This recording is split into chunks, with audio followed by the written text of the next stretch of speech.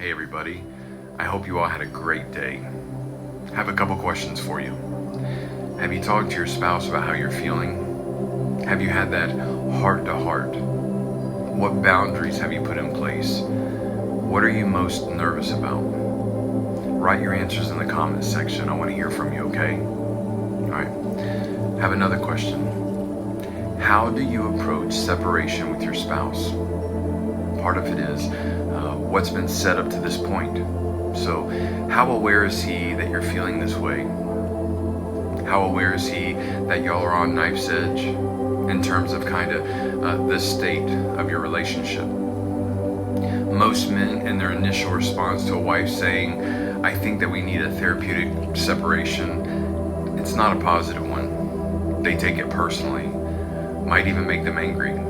They tend to want to jump straight to, well, you're just trying to divorce me. Depends on if this topic has been brought up before. What amount of talking have you done? It may start very simply by inviting your husband to come and have a chat about what do we do now? What we are doing is not working, and they are continually getting worse. They're not getting better. What do we do now? Which may give you an opportunity to suggest at a separation that this may be something he would like to consider, to talk about the pros and the cons and even the cost of this. I would expect that, again, the initial response would not be so positive, but that doesn't mean that the reaction that he will stay with.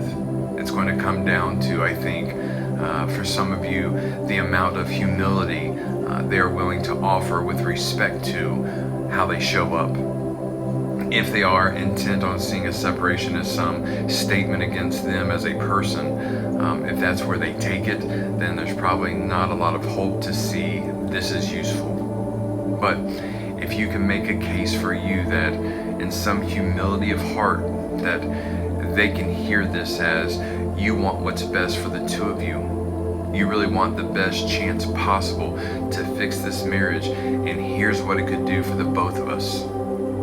Even negotiate some of the terms of separation as well as the goals involved. As long as one or the other, in most cases it's the man, are more interested in dominating and controlling the other person's life, the less likely there is going to be any change, as long as he is all about coercing and demanding and making your world smaller and smaller so that all you have is him. He is actually going to destroy the relationship. So when or if you sit him down to talk or to instigate some sort of therapeutic separation, it is way more direct and meaningful.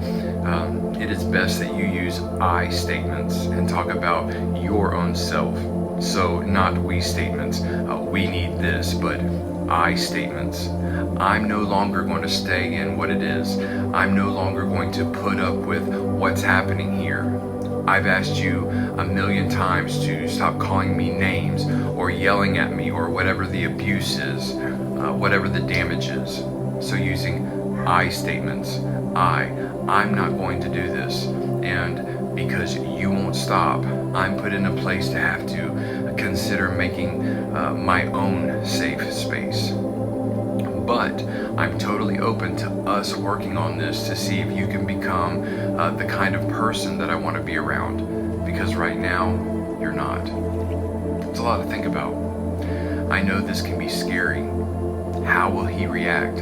How will he handle this and you speaking up? Again, without any kind of change, there will be no change.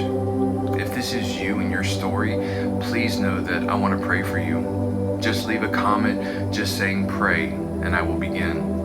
I know this journey is hard. I've been going through my separation since the beginning of February this year. Without God, I could not have made it through. Just know that He is there for you. Guys, thank you for joining me. I hope you all have a wonderful rest of the night, and I'll see you back here tomorrow for part 4 of Separation. Can it save your marriage? Be encouraged.